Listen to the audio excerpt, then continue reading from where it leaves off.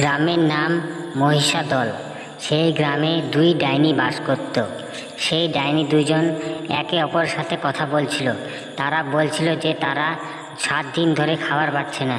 তাই এক ডাইনি আরেক ডাইনিকে পাঠালো যে তার কোনো খাবার সন্ধানের জন্য, যে কোনো মানুষের রক্ত খাবে বলে সে আরেক ডাইনিকে পাঠালো।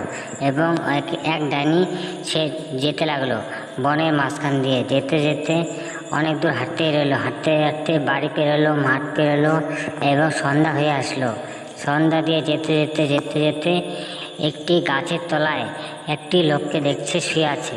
সেটা দেখে ডাইনি প্রচণ্ড খুশি হয়ে গেল এবং ভাবলো যে তার বন্ধুকে বলবে যে সে লোক পেয়েছে খাওয়ার জন্য। এবং সে সেখান থেকে দেখে সে তার বন্ধু ডাইনির কাছে সেখানে চলে যেতে লাগলো।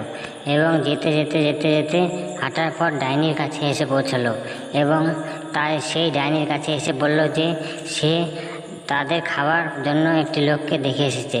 এবং সেই ডাইনির সাথে কিছুক্ষণ কথা বলার পর সেই ডাইনিটি সে একটি লোককে দেখেছে, তাদের খাবার আজকে রাতের জন্য রেডি আছে। তারা দুজনে কথা বলার পর তারা দুইজনে সেই বনের উদ্দেশ্যে রওনা দিয়ে দিল এবং রওনা দিয়ে দুজনে একসাথে হেঁটে চলতে লাগলো।